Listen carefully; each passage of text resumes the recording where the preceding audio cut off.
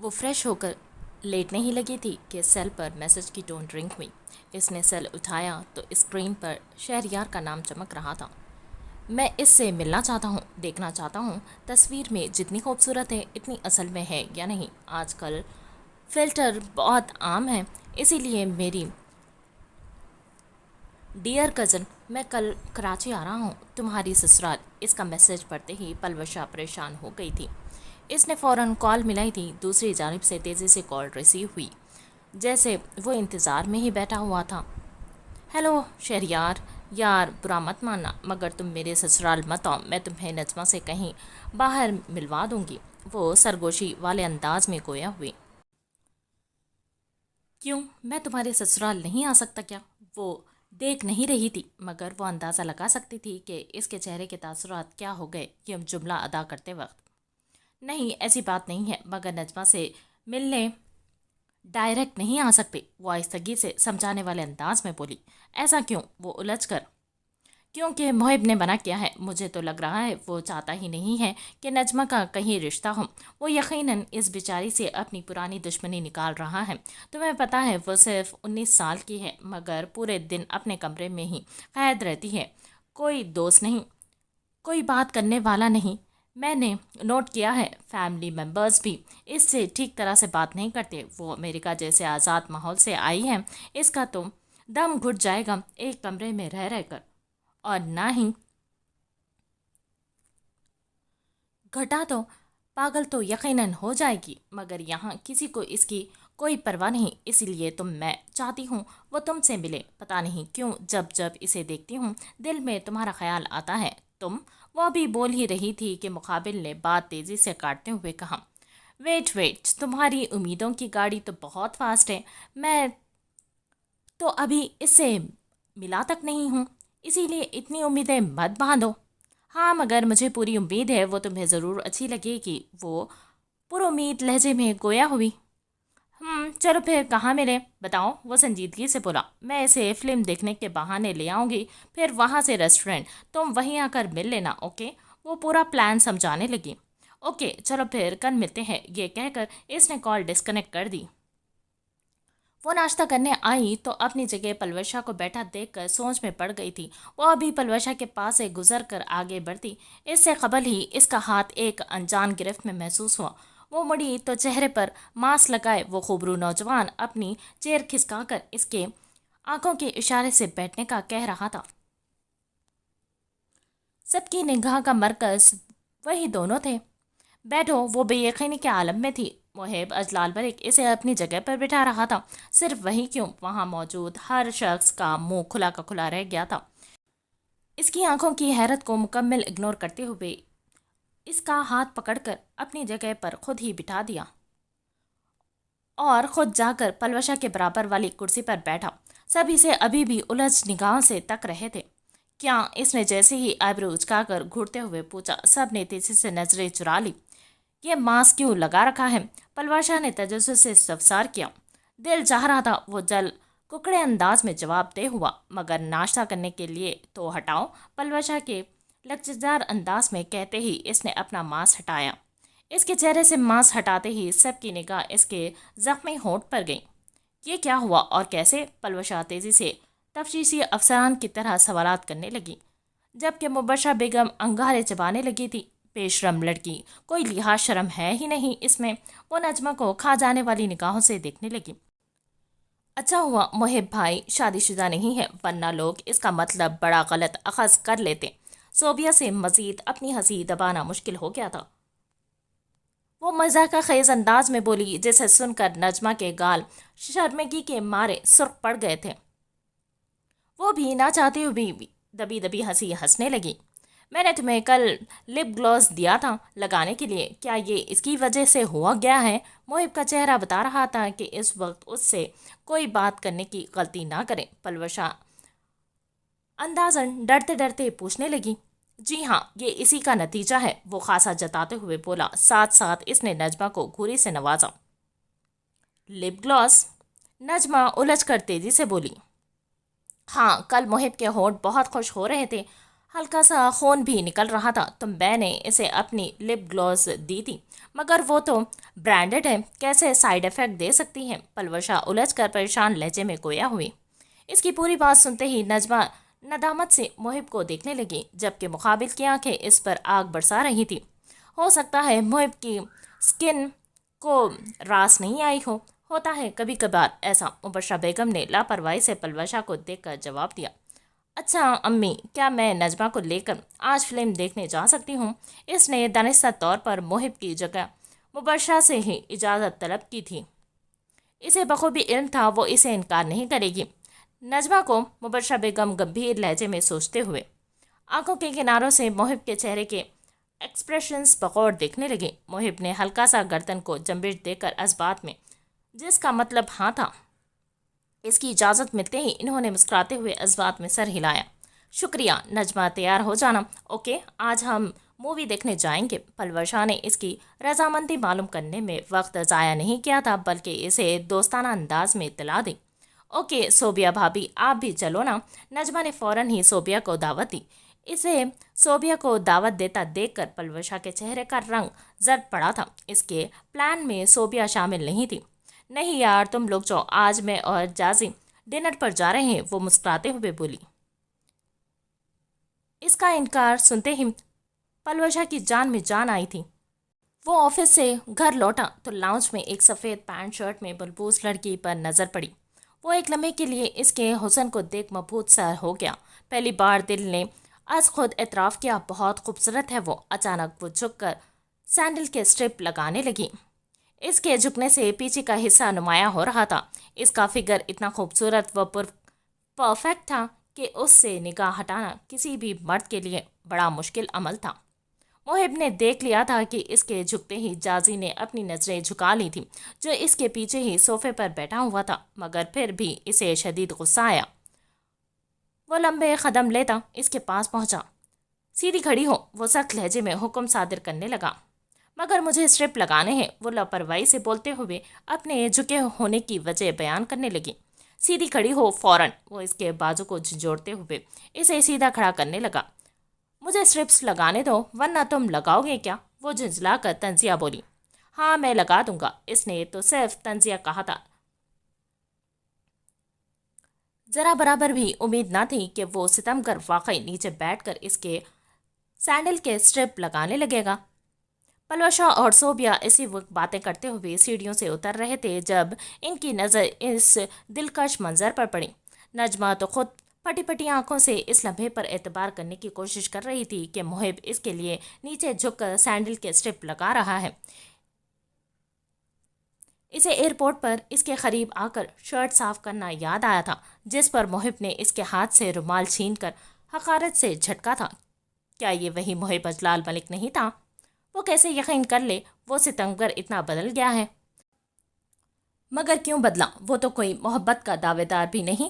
پلوشا کے دل کو اس لمحے شدید کرب محسوس ہوا۔ اسے بالکل اچھا نہیں لگا تھا محب کا اس طرح جھک کر نجمہ کے سینڈل کے اسٹرپ لگانا۔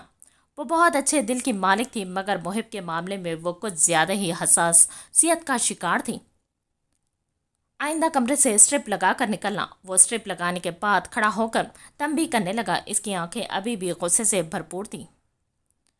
وہ کہہ کر تیزی سے اوپر کی جانب بڑھ گیا۔ پلوشا منتظر کھڑی تھی اس کی، مگر اپنے غصے میں اس نے نگاہ ہی نہیں ڈالی تھی، جس پر اس بیچاری کا دل مزید اداس ہوا۔ وہ اسی گمان میں کمرے میں داخل ہوا کہ وہ خالی ہو، مگر کمرے کا دروازہ کھولتے ہی اس حسن مجسم کو دیکھ اس کی خالی آنکھیں چمک سی اٹھی۔ تم گئی نہیں ابھی تک؟ وہ لمبے قدم لیتا اس کے پاس آ کر کھڑا ہوا۔ وہ آئینے کے سامنے کھڑی ہو کر لال رنگ کے لپسٹک لگا رہی تھی۔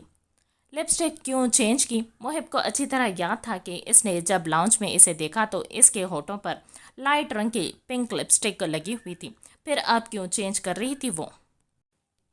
اس نے اپنے بال رول کرل کیے ہوئے تھے، میک اپ لائٹ تھا، مگر لال رنگ کی ڈارک لپسٹک خاصا جان لیوا معلوم ہو رہی تھی۔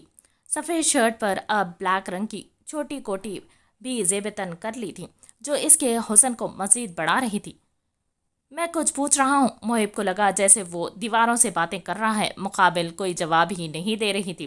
اپنا یوں اگنور ہونا اسے سخت ناگوار گزرا۔ اس کا بازو پکڑ کر اپنی جانب موڑا، نیلی آنکھوں سے اس کے حسین چہرے کو تکتے ہوئے خاصا جتاتے ہوئے کہا، میں لپسٹک لگا رہی ہوں، نظر نہیں آ رہا تمہیں؟ میک اپ کرتے وقت کوئی مجھے تنگ کرے یہ مجھے بالکل پسند نہیں۔ وہ دنیا جہاں کی بیزاری آنکھوں سے جھلکلاتے ہوئے بولی، خاصا چڑھتے ہوئے جواب دے ہوئی تھی، حسن والوں پر جچتے ہیں یہ نخرے۔ جیسے ہی وہ لڑکی کی آنکھوں کے قریب ہوئی، اپنے دل کو باقاعدہ دھڑکتے ہوئے محسوس کیا اس نے۔ خوف کی تو ایک طرف مقابل کے حسین چہرے سے نگاہ ہٹانا بھی مشکل لگ رہا تھا، مگر اپنے بکھرتے جذبات پر مکمل قابو پاتے ہوئے منہ بگاڑ کر خاصا جتاتے ہوئے بولا، الحمدللہ میں بہت خوبصورت ہوں، تمہاری ہی آنکھیں خراب ہیں، دور اور قریب دونوں کی، تو اس میں میرا کیا قصور؟ اسے پچھلی بار ہاسپٹل میں کی جانے والی بحث اچھی طرح یاد تھی، اسی لیے متعلق کلام نہ کیا، بلکہ دور اور قریب دونوں کی قید لگائی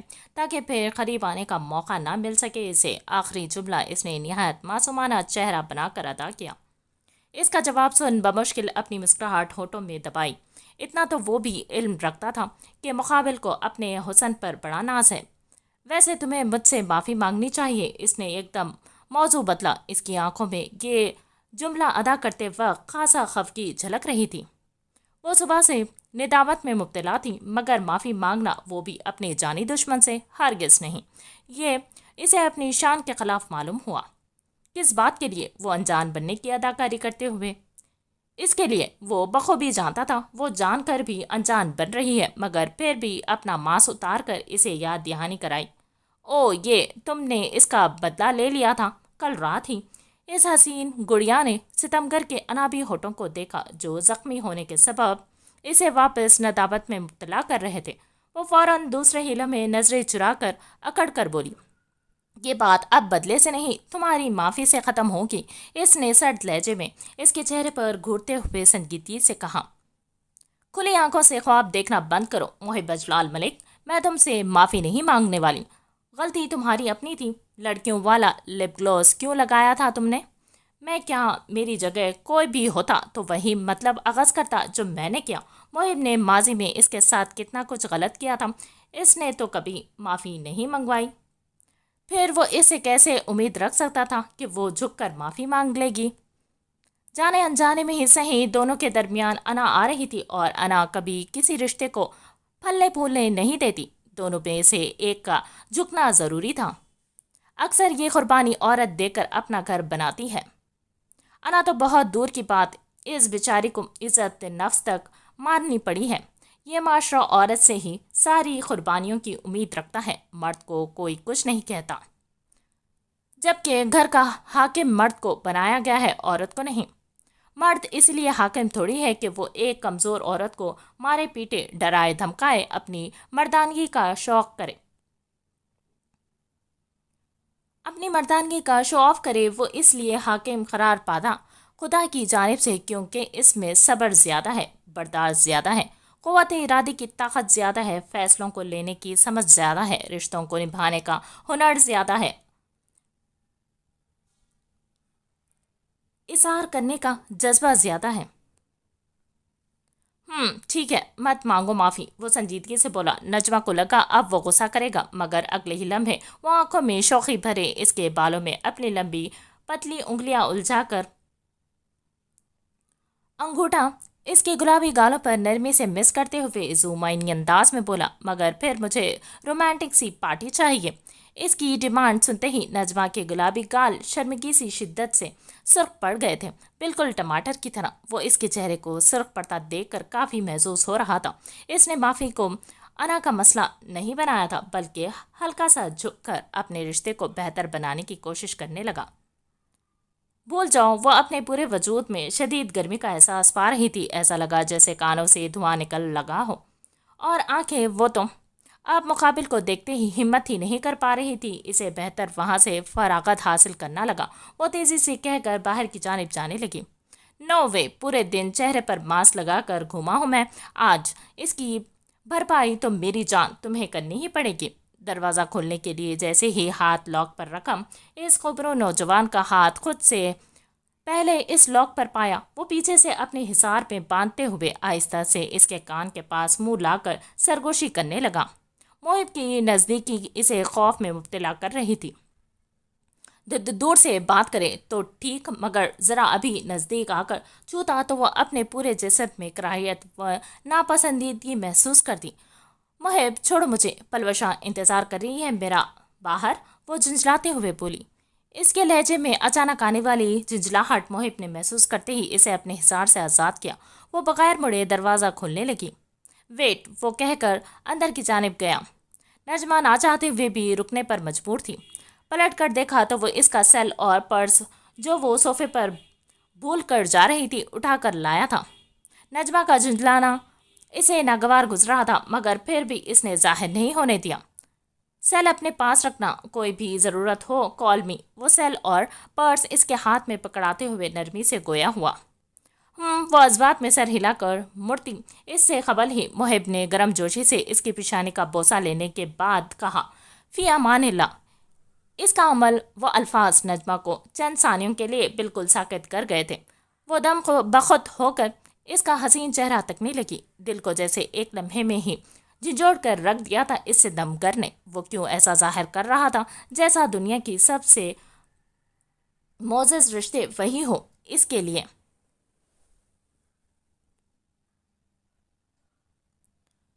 مانا روب دار چہرے پر فکر کا دور دور تک کوئی تاثر نہ تھا، مگر الفاظ گواہ تھے، وہ فکر مند ہے۔ پھر دیکھ رہی ہو، وہ ٹوکے بغیر نہ رہ سکا۔ اس کے ٹوکتے ہی ہر بار کی طرح وہ گڑبڑا گئی تھی۔ تیزی سے دروازہ کھول کر باہر نکل گئی۔ پلوشا نج کو اتنا تیار کروا کر کیوں لے کر جا رہی ہے؟ اس کے ذہن میں یہ بات ابھی بھی کھٹک رہی تھی۔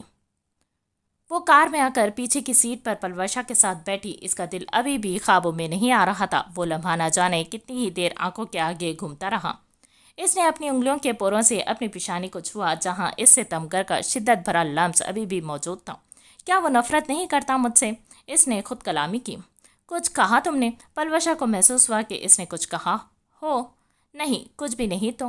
وہ اپنے حواسوں میں لوٹی تھی۔ تیزی سے اپنا ہاتھ پیشانی سے ہٹایا۔ وہ تھوڑی بوکھلائی سی معلوم ہوئی پلوشا کو۔ تم ٹھیک تو ہو نا؟ ہاں، وہ مصنوعی مسکان چہرے پر سجائے گویا ہوئی۔ اگلے ہی لمحے اس کے ہاتھ میں پکڑے ہوئے سیل پر میسج کی ٹون رنگ ہوئی۔ اسکرین پر نظر کی تو جلاد نام چمک رہا تھا۔ پلوشا نے کنکھیوں سے وہ نام پڑھا، پھر بے اختیار مسکرا دی۔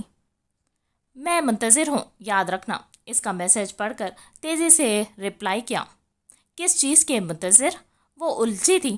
رومانٹک پارٹی کا۔ اس نے ایموجی کے ساتھ میسج بھیجا تھا۔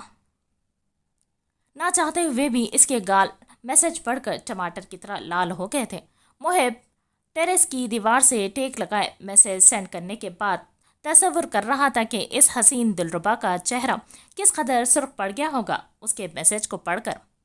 اس کے چہرے پر ایک حسین و دلفریب مسکراہٹ رقصاں تھی۔ یہ جلاد کون ہے؟ پلوشا مزید اپنے پیٹ میں ہوتے درد کو روک نہیں سکتی تھی۔ بڑے تجسس سے استفسار کیا۔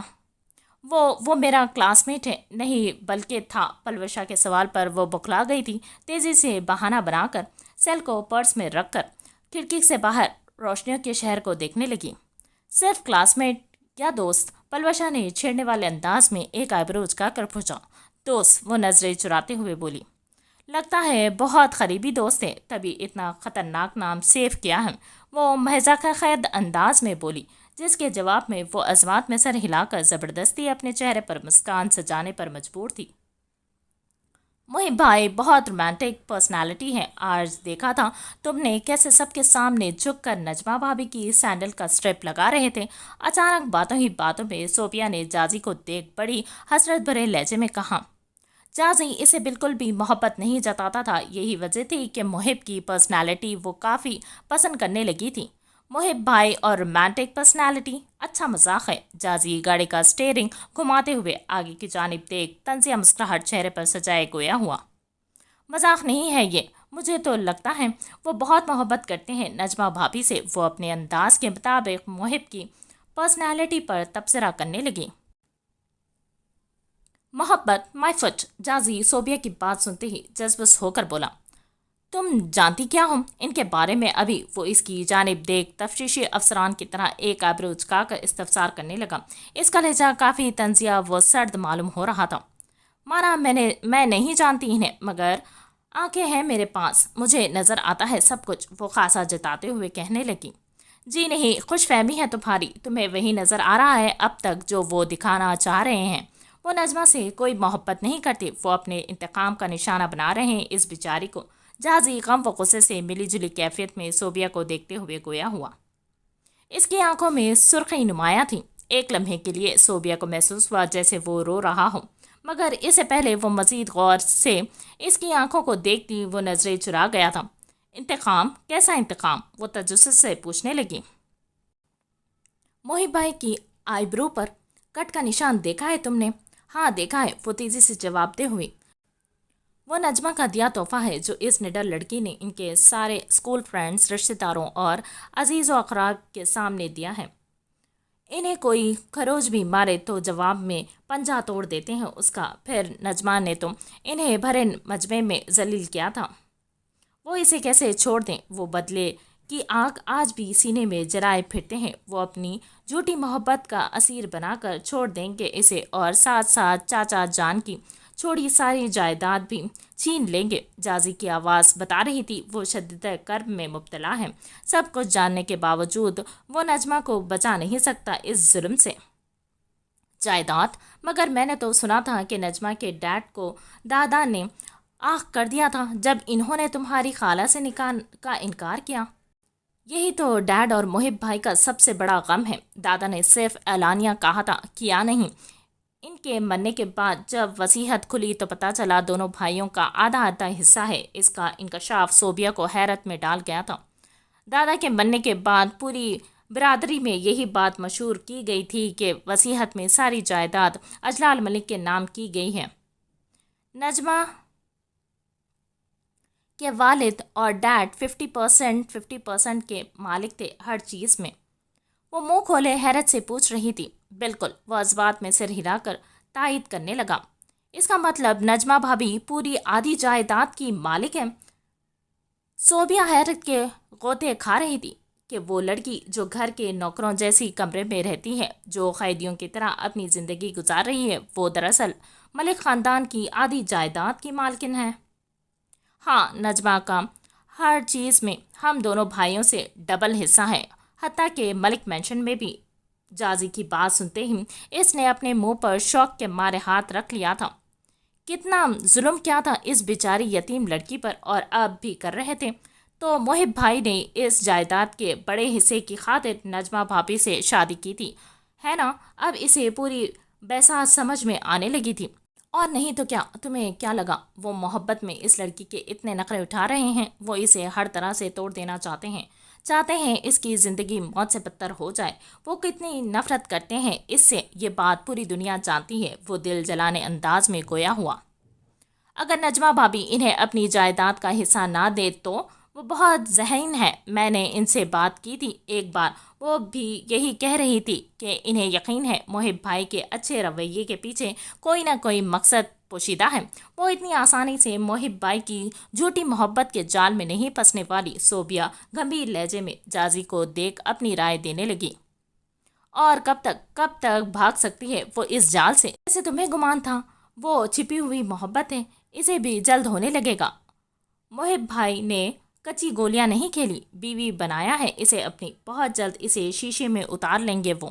اس بیچارے کو پتہ بھی نہیں چلے گا کب وہ اس ریشمی مایا جال میں پھنسیں گی۔ اور تمہیں کیا لگتا ہے وہ نجمہ کی رضامندی سے اس کی جائیداد اپنے نام ٹرانسفر کریں گے؟ اس نے آخری جملہ خاص طنزیہ مسکراہٹ کے ساتھ ادا کیا تھا۔ تو پھر وہ الجھ کر تیزی سے بولی، سب پلاننگ سے ہوگا جیسے آج تک سب ہوتا آیا ہے۔ اس بیچاری کو خبر بھی نہیں ہوگی کب اسے اس کے حق سے محروم کر دیا گیا۔ محب بھائی نے جب سے بزنس سنبھالا ہے تب سے سلمان صاحب کو اپنے اعتماد میں رکھا ہے۔ وہ ابھی بول ہی رہا تھا کہ مقابل تیزی سے بیچ میں بات کاٹتے ہوئے تجسس سے استفسار کرنے لگی۔ سلمان صاحب کون؟ چاچا جان کے وکیل۔ تم نے دیکھا ہے انہیں؟ وہ ہماری شادی میں اپنی پوری فیملی کے ساتھ آئے تھے، بلکہ وہ محب بھائی کے نکاح کی چھوٹی سی تقریب میں بھی شامل تھے۔ نکاح کے گواہوں میں ان کے بھی دستخط ہیں۔ وہ اندھا یقین کرتے ہیں محب بھائی پر، خاص طور پر اس نکاح کے بعد۔ غلطی سلمان صاحب کی نہیں، چاچا جان بہت محبت کرتے تھے محب بھائی سے، اور یہ بات سلمان صاحب جانتے ہیں۔ محب بھائی نے اسی محبت کا فائدہ اٹھایا۔ وہ انہیں اسی خوش فہمی میں مبتلا رکھتے ہیں کہ چاچا جان کی دی ہوئی بے لوث محبت کے عوض وہ ان کی بیٹی کا خیال رکھتے ہیں۔ جازی کے لہجے میں شدید اداسی جھلکنے لگی تھی۔ وہ چاہ کر بھی اپنے بھائی سے لڑ نہیں پا رہا تھا، اسی لیے سارا تماشا بے بسی کے عالم میں خاموشی سے دیکھ رہا تھا۔ سب کچھ جانتے ہوئے بھی زبان پر قفل لگائے رکھتے پر مجبور تھا۔ اگر آپ کسی بے زبان جانور کو بھی اپنے ساتھ رکھیں، بھلے آپ اسے پسند نہ کرتے ہوں، پھر بھی انس ہو ہی جاتا ہے، عادت ہو جاتی ہے، خیال پیدا ہو جاتا ہے دل میں اس کا۔ پھر وہ تو انسان تھی، جیتی جاگتی انسان، اشرف المخلوقات، چلتی پھرتی، مسکراتی، روتی، باتیں کرتی ہوئی۔ صوبیہ کو کیسے خیال نہ آتا اس کا؟ وہ بہت افسردہ سی ہو گئی تھی یہ جاننے کے بعد کہ نجمہ کے ساتھ برا کرنے والے کوئی غیر نہیں بلکہ اس کے اپنے ہیں۔ خون کتنا سفید ہو جاتا ہے جب بات دولت کی آ جائے۔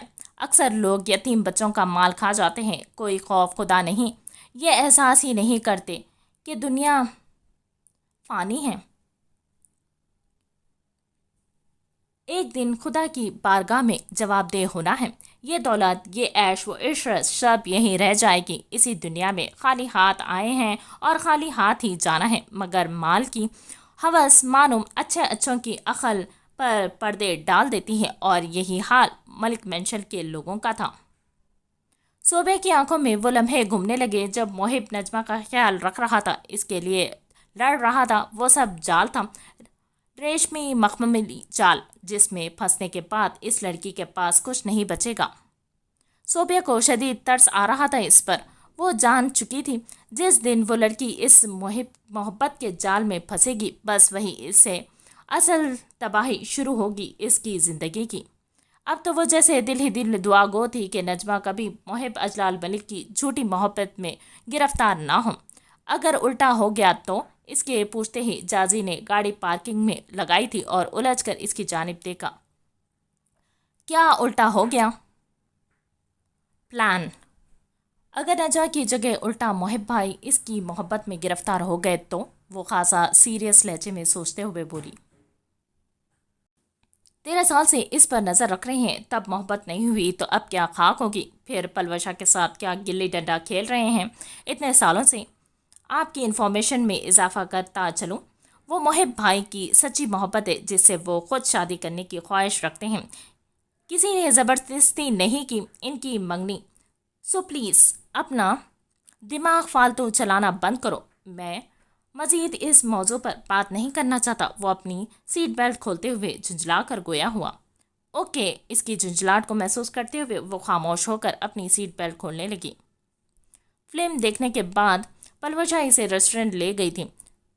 آرڈر دینے کے بعد پلوشا ادھر ادھر نظر دوڑانے لگی۔ نجمہ کو محسوس ہوا جیسے وہ کسی کا انتظار کر رہی ہو۔ اچانک اس کے چہرے پر مسکراہٹ نمودار ہوئی۔ وہ نجمہ کے پیچھے دیکھ کر مسکرائی تھی۔ نجمہ نے تجسس سے پلٹ کر دیکھا تو ایک حسین نوجوان جو دیکھنے سے ہی کم عمر معلوم ہو رہا تھا، سفید شرٹ پر نیلے رنگ کا کوٹ اور پینٹ زیب تن کیے مسکراتا ہوا انہی کی جانب آنے لگا۔ پلوشا ویلکم کے لیے کھڑی ہوئی تو نجمہ بھی اس کے پیچھے پیچھے اپنی چیئر پر سے اٹھی۔ Hello, nice to meet you. Palwasha سے رسمی سلام و بات چیت کے بعد وہ نجمہ کی جانب ہاتھ مسافے کی نیت سے بڑھاتے ہوئے بولا۔ اس کی آنکھیں ستائشی تھیں۔ ہیلو، نجمہ اس کی آنکھوں کی چمک سے تھوڑا سا انکمفرٹیبل فیل کر رہی تھی۔ وہ نجمہ کا سڑتا پاؤں جائزہ لے رہا تھا۔ دل ہی دل اس نے اعتراف کر لیا تھا کہ وہ بہت خوبصورت ہے، خاص طور پر فگر کے اعتبار سے۔ تم دونوں باتیں کرو، میں محب سے بات کر کے آتی ہوں۔ وہ کب سے میسج کر رہا تھا، بات نہیں کی تو ناراضگی کا سامنا کرنا پڑ جائے گا۔ وہ نہایت صفائی سے جھوٹ بول کر مسکراتی ہوئی اپنا سیل ہاتھ میں لے کر باہر کی جانب چل دی تھی۔ تو کیا وہ میرے ساتھ ساتھ پلوشا سے بھی میسج پر بات کر رہا تھا؟ وہ نہیں جانتی کیوں، مگر یہ سوچ کر ہی اس کا دل اداس ہو گیا تھا۔ اس کے چہرے کے رنگ اداسی میں بدلتے دیکھ شہریار نے مسکراتے ہوئے کہا، میری کمپنی اتنی بھی بری نہیں۔ نہیں، ایسی بات نہیں ہے، وہ مصنوعی مسکراہٹ چہرے پر سجائے گویا ہوئی۔ پلوشا اور شہریار نے نجمہ کے سامنے ایسے ہی ظاہر کیا تھا کہ وہ دونوں اس ریسٹورینٹ میں اتفاقاً ملے ہیں۔ پھر پلوشا دانستہ طور پر اسے شہریار کے ساتھ اکیلا چھوڑ گئی تھی۔ چلے بیٹھتے ہیں، وہ چیئر کو کھسکا کر بیٹھتے ہوئے بولا۔ نجمہ نے عزمات میں سر ہلایا اور واپس اپنی جگہ بیٹھ گئی۔ وہ دونوں آمنے سامنے بیٹھے تھے۔ مجھے نہیں پتا تھا ہماری برادری میں اتنے خوبصورت لوگ بھی موجود ہیں، اس نے ستائشی نظریں نجمہ کے حسین چہرے پر ٹکائے خاصا فدا لہجے میں کہا۔ اس کے تعریفی کلمات سن نجمہ مزید انکمفرٹیبل محسوس کرنے لگے۔ وہ بار بار کبھی سیل کی اسکرین کو تو کبھی باہر کی جانب پلوشا کو دیکھتی، جو شیشے کے دروازے سے پار کھڑی کسی سے فون پر بات کرتی ہوئی نظر آ رہی تھی۔ ایسی کیا باتیں کر رہے ہیں دونوں جو 1 گھنٹے سے ختم ہونے کا نام ہی نہیں لے رہی۔ وہ باہر کی جانب پلوشا کو دیکھتے ہوئے جل کڑتے انداز میں خود کلامی کرنے لگے۔ اور سنائیں، کیا کیا شوق ہیں آپ کے؟ وہ ایک کے بعد ایک سوال پوچھ کر اسے اکتاہٹ کا شکار کر رہا تھا۔ وہ بھلا کیوں کسی انجان شخص کو اپنے متعلق انفارمیشن دے؟ صرف پلوشا کے کزن ہونے کے لحاظ رکھتے ہوئے جواب دینے لگی۔ اب یہ تو حد ہو رہی ہے، کیا وہ نہیں جانتا میں پلوشا کے ساتھ آئی ہوئی ہوں؟ کیا دکھانا چاہ رہا ہے وہ مجھے؟ اب اس کی برداشت سے باہر ہونے لگی تھی۔ وہ جس بس ہو کر اپنا پرس ہاتھ میں لے کر کھڑی ہوئی تھی۔ اچانک کیا ہوا؟ آپ کھڑی کیوں ہو گئی ہیں؟ شہریار بھی اس کے ساتھ کھڑا ہوتے ہوئے پریشان ہو کر استفسار کرنے لگا۔ اس نے پلوشا کا انتظار نہیں کیا تھا بلکہ تیزی سے مین دروازے سے باہر نکل گئی تھی۔ کیا ہوا؟ وہ ایسے اٹھ کر باہر کیوں چلی گئی؟ تم نے کچھ غلط کہا ہے اسے دیکھ کر پلوشا تیزی سے شیشے کا دروازہ کھول کر واپس اندر کی جانب شہریار کے پاس آئی۔ اس کے چہرے پر الجھن نمایاں تھی۔ ایک آئبرو اچکا کر پریشان لہجے میں پوچھنے لگی، کیا ہو گیا بھائی؟ مجھے بھی پتا ہے کہ ایک لڑکی سے پہلی ملاقات میں کیسے بات کرتے ہیں۔ ہم ٹھیک بات کر رہے تھے، پتا نہیں اچانک کیا ہوا اسے، نہ جانے کیوں ایسے اٹھ کر چلے گی۔ وہ خود بھی الجھا ہوا تھا اس لڑکی کے یوں اچانک اٹھ کر چلے جانے پر۔ پلوشا کو سمجھ نہیں آ رہا تھا وہ کیا کرے۔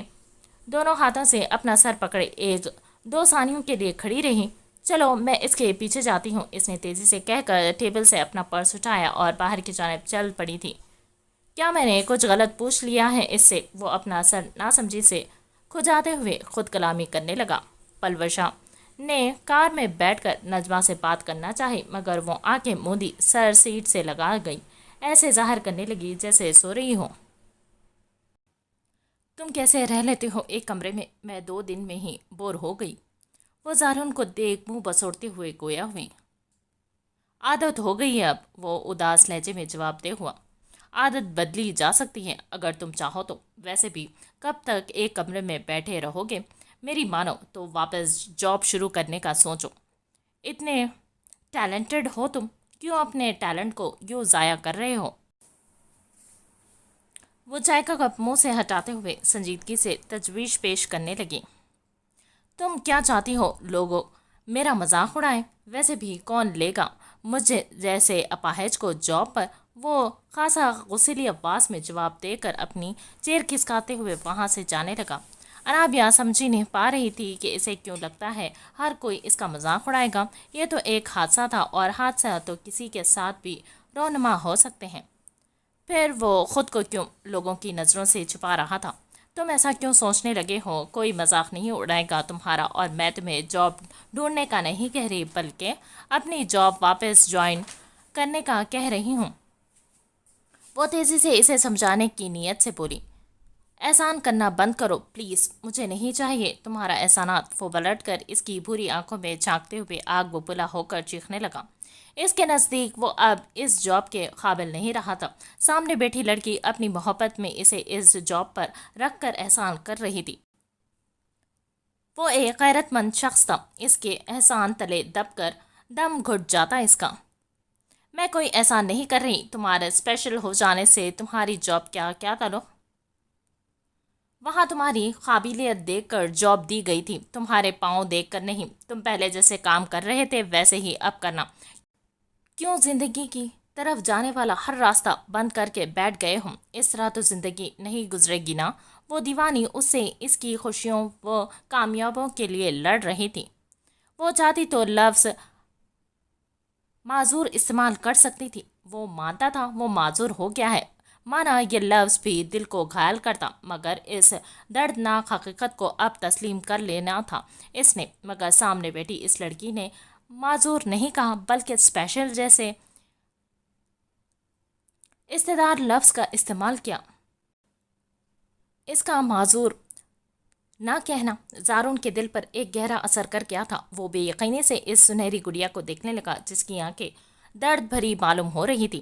کبھی کبھار اس کی آنکھیں دیکھ زارون کو محسوس ہوتا وہ لڑکی اس سے کہیں زیادہ تکلیف میں ہے۔ کوئی بغیر غرض کے اتنا اچھا کیسے ہو سکتا تھا جتنا وہ تھی؟ زارون یہی سوچ رہا تھا۔ محبت بھی غرض سے خالی نہیں ہوتی، طلب غرض ہی تو ہے، جیسے زارون کو نجمہ کی تھی۔ پھر وہ لڑکی کیسے بغیر غرض کے محبت کیے جا رہی تھی؟ کیا وہ اسے بتا نہیں چکا تھا کہ اس کی زندگی کا حاصل نجمہ ہے؟ تو میں سمجھوں کہ کل سے تم آفس واپس جوائن کر رہے ہوں۔ وہ پرامید نظریں اس کے حسین وجود پر ٹکائے استفسار کرنے لگی۔ لوگ میرا مذاق اڑائیں گے، سوری، مگر ابھی مجھ میں ہمت نہیں ہے لوگوں کی نظروں کو فیس کرنے کی۔ وہ نظریں شرمندگی سے جھکائے اعتراف کرنے لگا کہ لوگوں کی حقارت و طرز بھری نظروں سے ڈر رہا ہے۔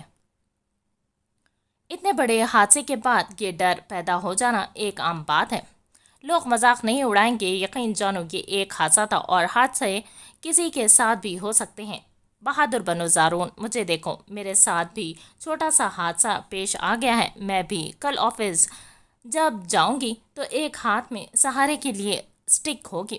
میں تمہیں نہیں بتا رہی، مگر میرے دل میں بھی یہی ڈر ہے کہ لوگ میرا مذاق اڑائیں گے۔ تو کیا میں لوگوں کے ڈر سے اپنی کمپنی چھوڑ کر ایک کمرے میں بیٹھی اس پاؤں کے ٹھیک ہونے کا انتظار کرتی رہوں؟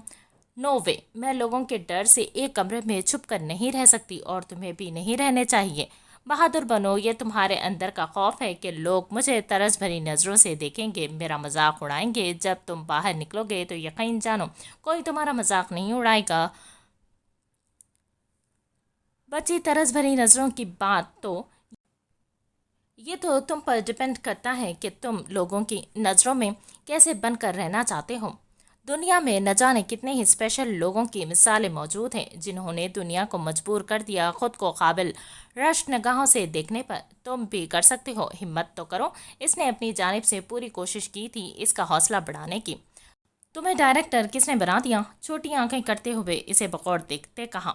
وہ اس سوال پر ناسمجھی سے مقابل کو تکنے لگی۔ تمہیں تو موٹیویشنل اسپیکر ہونا چاہیے تھا۔ وہ مسکراتے ہوئے اپنی رائے دینے لگا۔ میرا مذاق اڑا رہے ہو تم؟ وہ ابھی بھی سمجھ نہیں سکی تھی وہ تعریف کر رہا ہے یا مذاق اڑا رہا ہے۔ سچ میں تم واقعی مردہ لوگوں کے دلوں میں زندگی کی روح بھر سکتی ہو اپنے الفاظوں سے، اور یہ بہت بڑا کمال ہے۔ میں ہار جاتا ہوں تم سے۔ اس خبرو نوجوان کا اعتراف ہار مقابل کے دل کو مسرت سے سرشار کر گیا تھا۔ تو کیا کل ہم چاروں ساتھ چلیں گے آفس؟ اس کے سوال پر وہ الجھا۔ چار؟ ہاں، میں تمہاری چیئر اور میری سٹک ہوئے نا چار؟ وہ پیاری سی مسکان چہرے پر سجائے گویا ہوئی، جس کے جواب میں وہ بھی مسکرا دیا۔ وہ اپنے کمرے میں داخل ہوئی تو وہ ستمگر موجود نہ تھا۔ وہ کپڑے چینج کر کے فین آن کرتی ہوئی بیڈ کے برابر والی دراز سے ہینڈ فری نکالنے لگی۔ وہ اس وقت اکیلا رہنا چاہتی تھی۔ ہینڈ فری کان میں لگا کر آنکھیں موند کر لیٹ گئی تھی، آنکھوں سے آنسو بہہ جا رہے تھے۔ وہ نہیں سمجھ پا رہی تھی محب نے یہ حرکت کیوں کی۔ اس کے نزدیک وہ ستمگر اسے اس کی اوقات دکھا رہا تھا کہ وہ کوئی اہمیت نہیں رکھتی اس کی نظر میں۔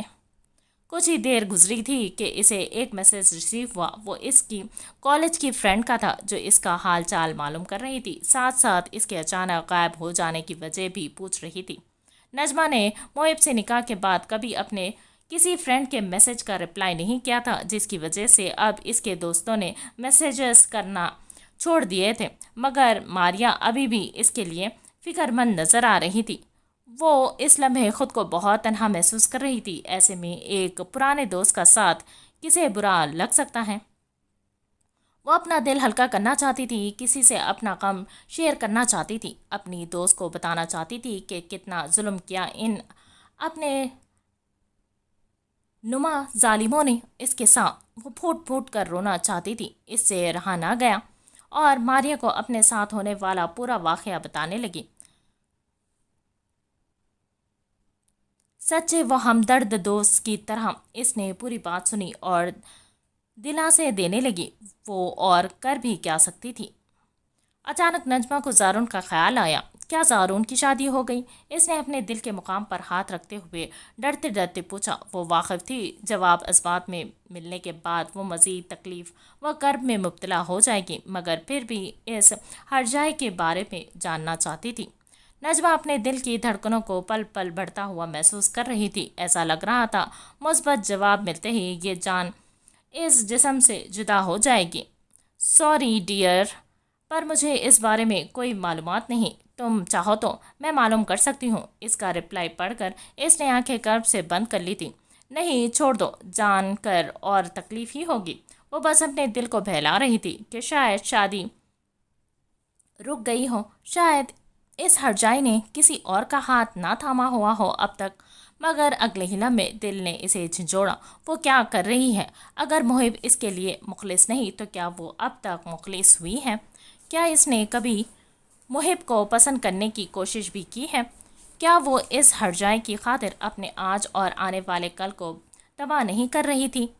माना मुहिब अच्छा नहीं, मगर क्या वो भूल बैठी है कि वो इसका शौहर है, कानूनन और शरयन, और अपने शौहर के होते हुए वो किसी और मर्द के लिए कैसे रो सकती है? माना दिल पर जोर नहीं, मगर क्या इसने अपना 100% देने के बाद ये आंसू बहाए? नहीं, वो आहिस्तगी से अपने आगे के बाल जड़ से पकड़ते हुए खुद कलामी करने लगी। वो वाकिफ थी अभी 100% कोशिश नहीं की इसने। मारिया से बातें करते करते कब रात गुजरी इसे खबर नहीं। वो तो जब दिल ने झिंझोड़ा और फजर की आजान कानों की समातों से टकराई मालूम हुई इसे, तब एहसास हुआ मुहिब पूरी रात कमरे में नहीं आया। दिल में अगला ख्याल यही आया कि अपनी मंगेतर के साथ हो। यह ख्याल दिल के किसी कोने में शदीद अजियत का बायस था, जिसे वो मानना नहीं चाहती थी मगर झुटला भी नहीं पा रही थी। वो बंद दरवाजे की जानिब देख रोने लगी। मारिया से अपना गम शेयर करने के बावजूद जिस सुकून की मतलाशी थी वो मैसर नहीं आ रहा था। वो इसी हालत बेचैनी में खड़ी हुई थी। इसके पास एक ही कुर्ता शलवार था, लाइट पिंक रंग का सादा सा। वो जेबतन करके वजू किया, फिर अपने कमरे से सफ़ेद दुपट्टा सर पर बांधते हुए निकली। आज वो पहली बार मलिक मेंशन में मौजूद जाए नमाज के हॉल में दाखिल हुई। वहाँ का मंजर आंखों में आंसू उमट लाया। रुखिया बेगम और इसकी वालिदा बराबर बराबर में खड़े होकर फजर की नमाज अदा कर रहे थे। ये है इस्लाम का हुस्न। कोई अमीर कोई गरीब नहीं, कोई काला कोई गोरा नहीं, कोई ऊंचा कोई नीचा नहीं। वो रुखिया बेगम जो इसकी वालदा के साथ बराबरी पर बैठकर खाना तनावल करना अपनी जिल्लत समझती है, वही रुखिया बेगम खुदा के सामने इसकी माँ के साथ खड़े होकर नमाज अदा कर रही थी। वो मंजर जैसे दिल की गहराइयों को तक उतरा था जब अपनी माँ को और रुखिया बेगम को एक साथ सजदा रेज हालत में देखा। बताए कोई, कहाँ है वो गरूर, कहाँ है वो अमीरी, कहाँ है वो मलिक होने का तकब्बुर? खुदा के आगे सब बराबर ही तो है। वो इन्हीं नम आंखों के साथ रुक़िया बेगम के बराबर में जो जगह खाली थी वहाँ खड़ी हुई। ये पहली बार था ज़िंदगी में जो वो अपनी दादी के साथ नमाज अदा कर रही थी। हम जानते हैं दिलों का सुकून इसी अल्लाह ताला के ज़िक्र में पोशीदा है, फिर भी मुतलाशी बनते रहते हैं। शायद हम खुद के दुश्मन हैं। हम असल में चाहत ही नहीं रखते इसकी। अगर रखते तो क्यों ना कर पाते? इसकी तरफ से क्या बुलावा नहीं आता दिन में 5 बार? वो हम ही हैं जो रहमतों से मुंह फेरे खड़े हैं। वो हम ही हैं जो दावत कबूल नहीं करते। वो निकम्मे हम ही तो हैं।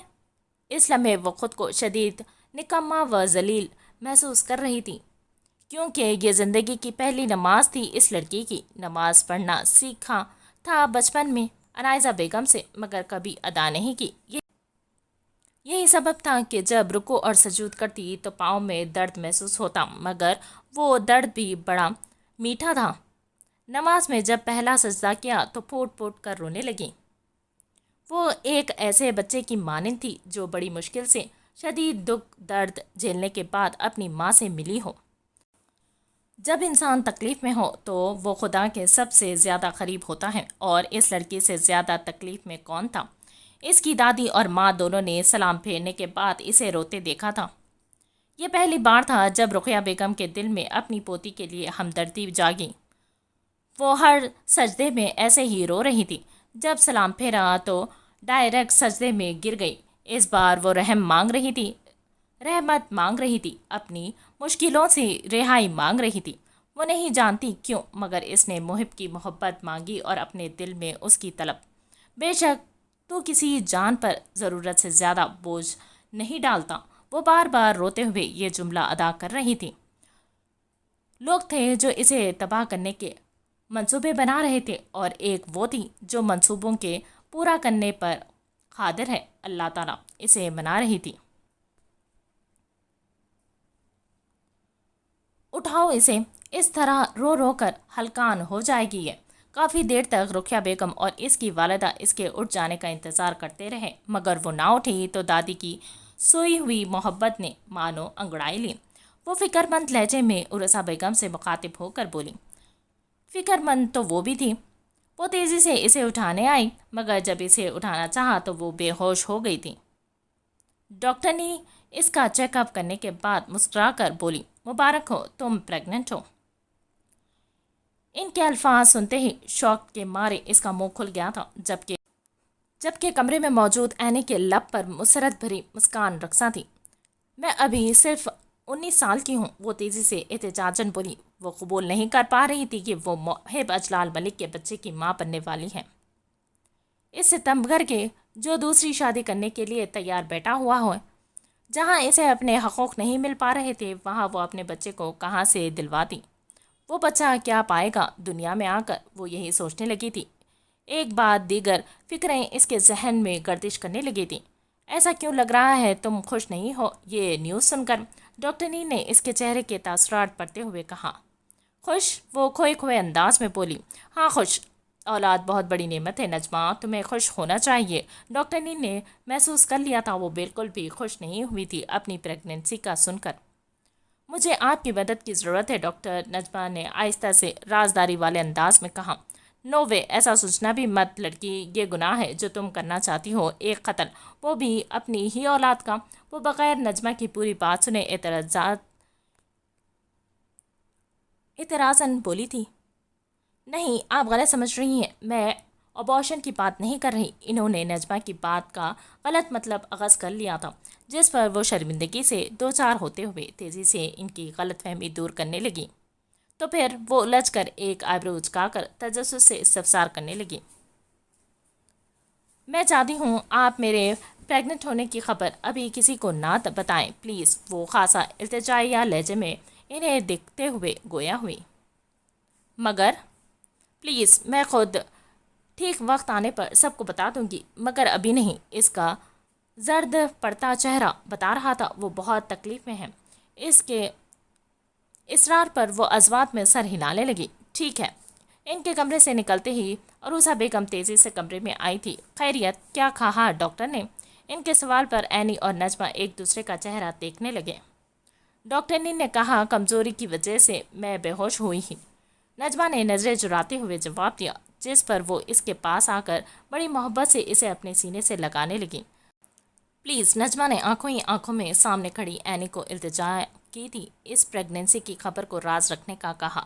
اس نے بغیر ایک لمحے کی دیر کے اس بات میں سر ہلا دیا۔ اینی نجمہ کی خاص ملازمہ تھی، مگر وہ لڑکی اس بات سے واقف نہ تھی کہ اینی کا کام صرف خیال رکھنا یا حکم ماننا نہیں تھا، بلکہ اس پر نظر بھی رکھنا تھا، اور اس کے پل پل کی خبر محب اجلال ملک تک پہنچانا ہے۔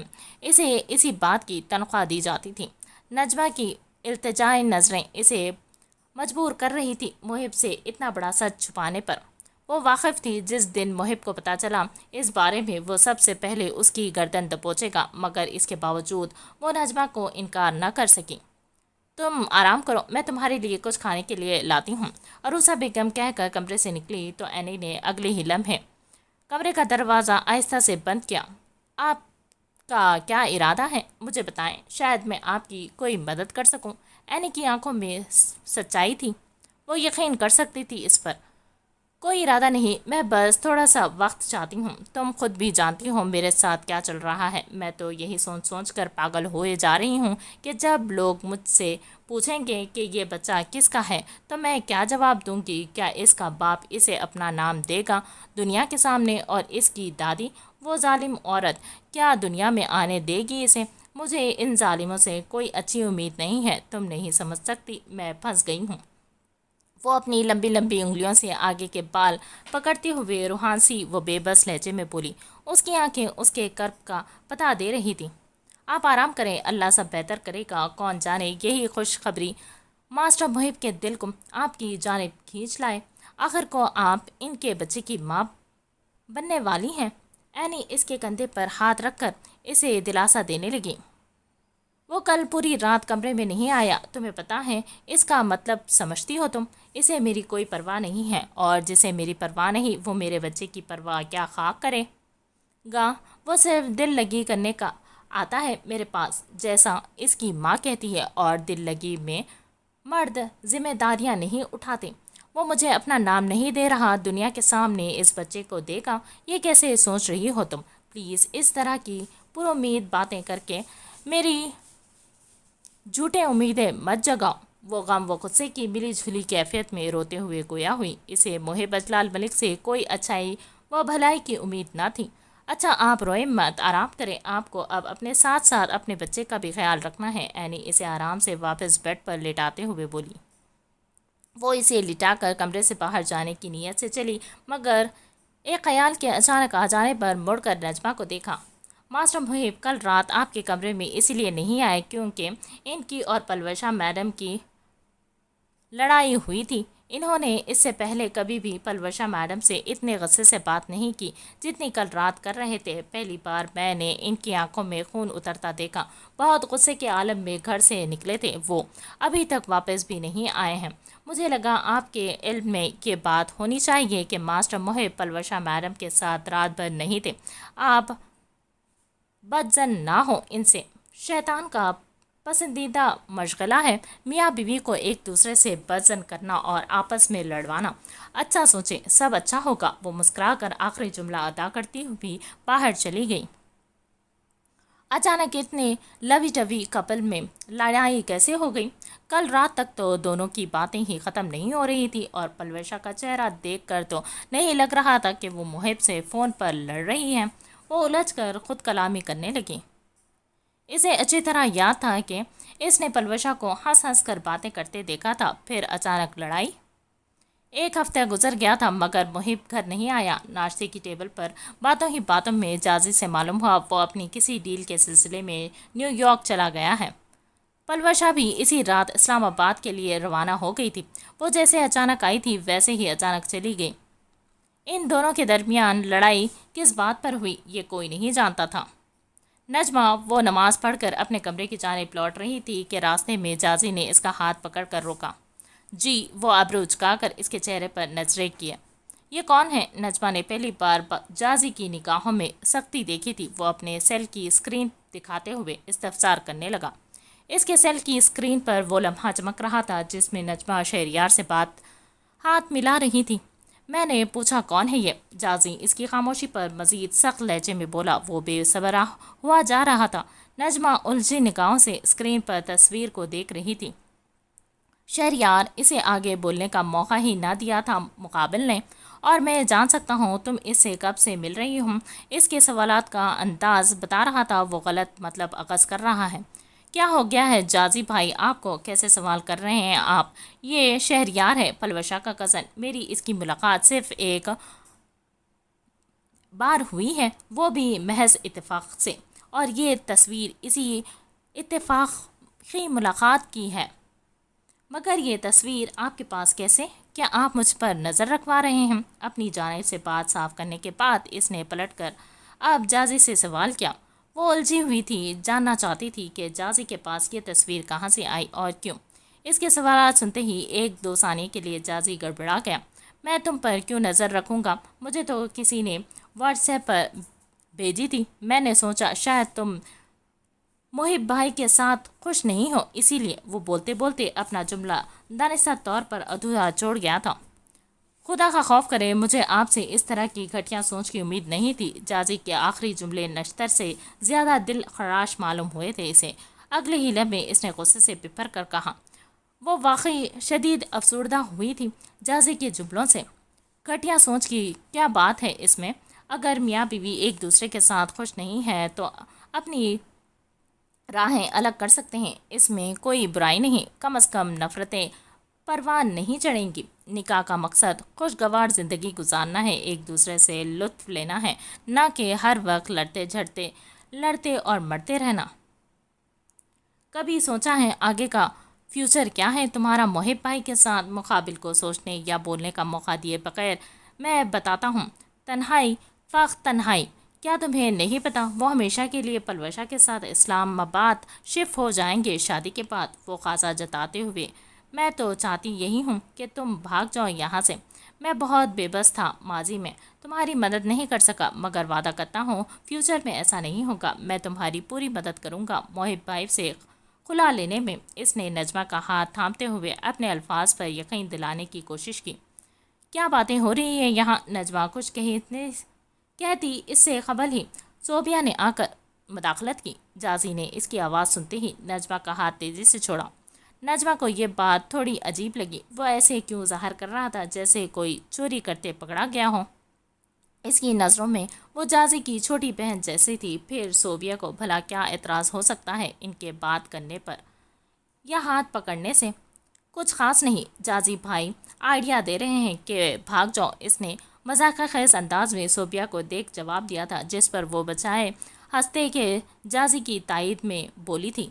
ठीक कह रहे हैं तुम्हारे भाई, भाग जाओ, मुझे भी यही बेहतर लगता है। वो पहली बार नजमा को काफ़ी संजीदा मालूम हुई थी। इसके लहजे में तरस था जिसे नजमा चाह कर भी इग्नोर नहीं कर सकती थी। इसके लहजे के तरस ने नजमा को अजीब कंफ्यूज में मुब्तला किया था। इसे समझ नहीं आ रहा था वो शर्मिंदा हो या गुस्सा किस मुकाम पर ले आया है वो सितमगर इसे कि लोग अब इस पर तरस खा रहे हैं। क्यों, अचानक क्या हो गया? मोहिब तो आपके रोमांटिक नावल के हीरो जैसा था ना? वो अपनी सारी वो उदासी हंसी में छुपाते हुए इस्तज़ाइया अंदाज में सोबिया से इस्तफसार करने लगी। नहीं, नावल और रियल लाइफ में बहुत फ़र्क होता है। इतनी अजियतें देने वाला शख्स कभी हीरो नहीं बन सकता। हीरो रोल मॉडल होता है और एक यतीम लड़की को अजियत देने वाला कहाँ से रोल मॉडल का मुकाम पा सकता है? वो निहायत अफसुर्दगी से जवाब दे हुई।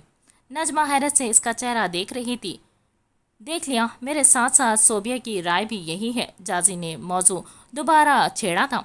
ये एक अच्छा मौका है, मोहिब भाई यहाँ मौजूद नहीं है, तुम भाग सकती हो, मैं तुम्हारी मदद कर दूंगा, तुम फिक्र ना करो। जाजी ने इसे पुरइत्माद लहजे में कहा। क्या हो गया है आपको?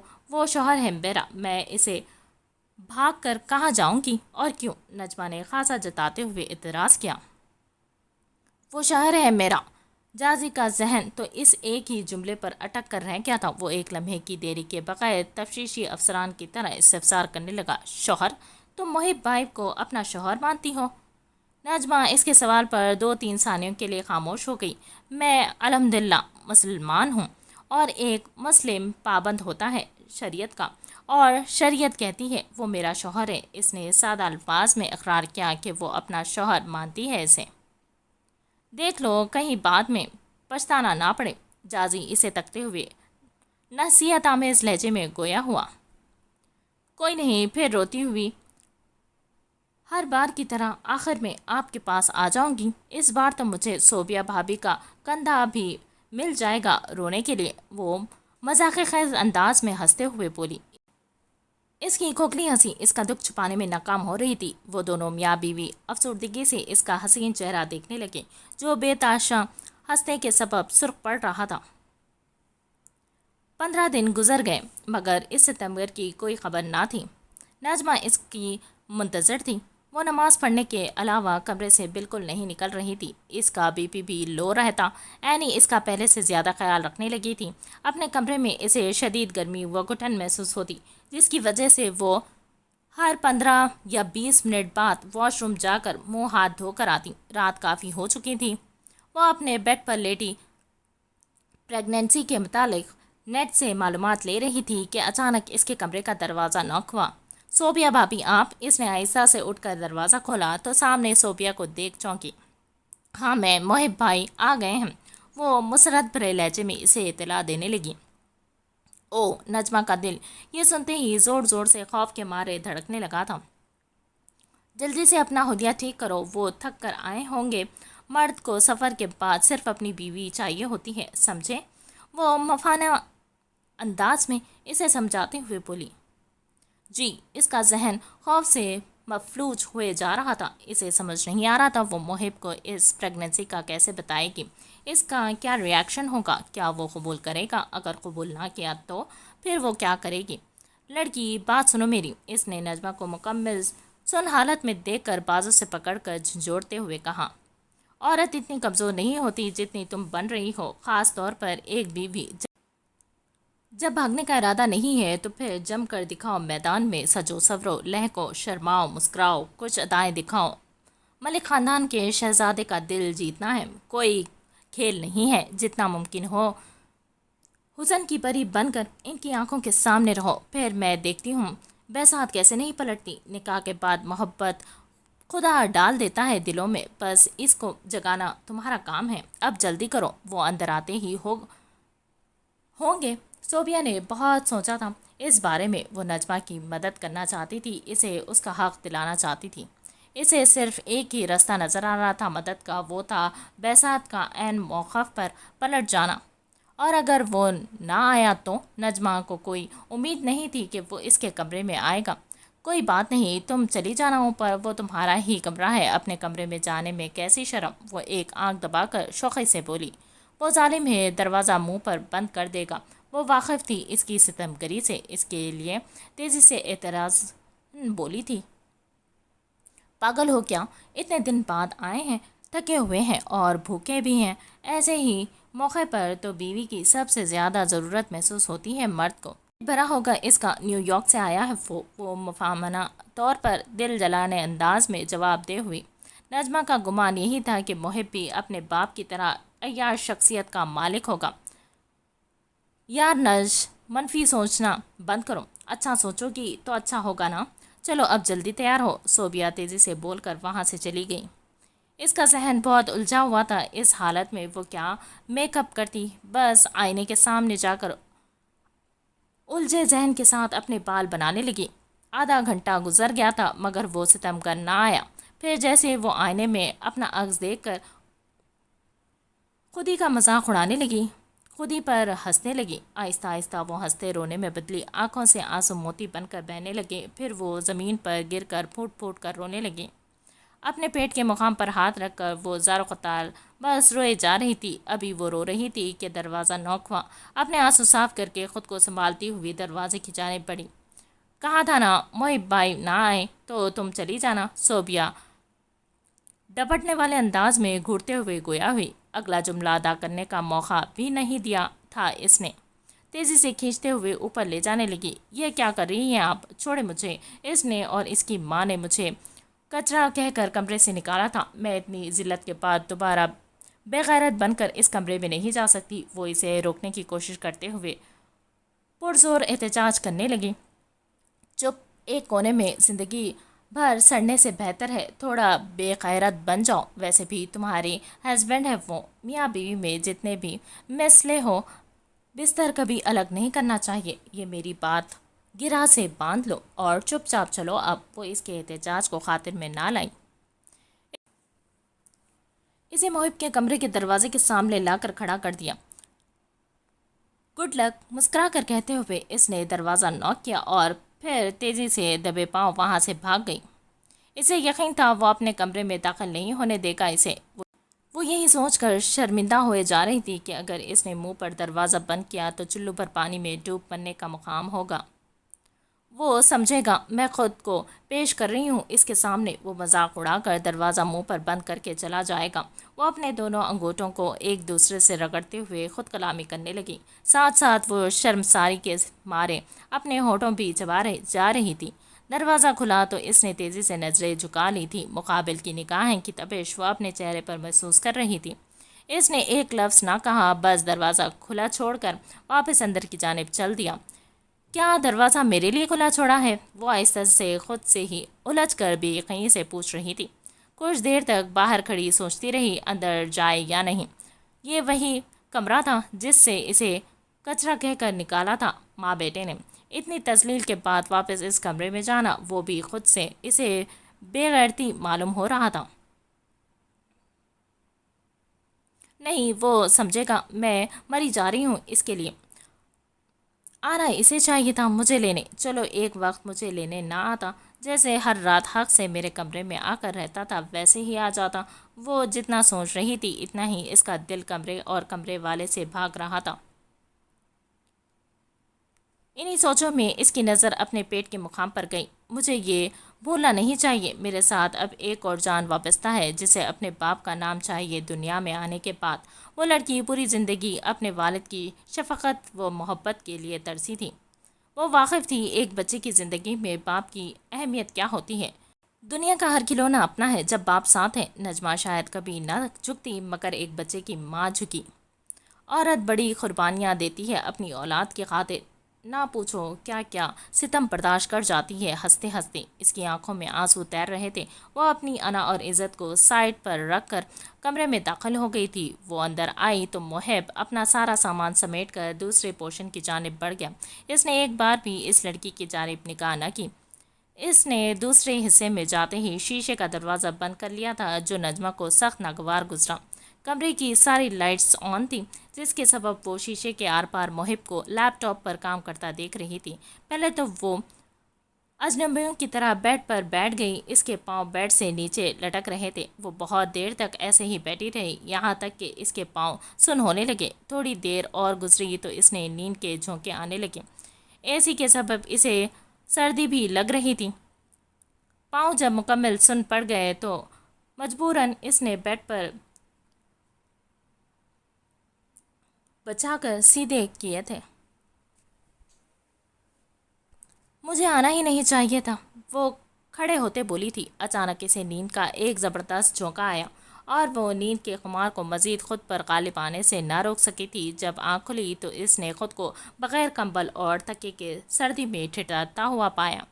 یہ پہلی بار ہوا تھا کہ اس کی آنکھ کھلی اور محب اس کے پاس نہیں تھا، ورنہ ہر بار خود کو اس ستمگر کی باہوں کے حصار میں جکڑا ہوا پاتی تھی۔ وہ اس کی باہیں تکیے کا کام سر انجام دیتی تھی مگر آج وہ باہیں نہیں تھیں اس کے سر کے نیچے۔ کسی کے اتنے ناز اٹھاؤ، اسے اپنا عادی بناؤ اور پھر اچانک چھوڑ دو، یہ کہاں کا انصاف ہے؟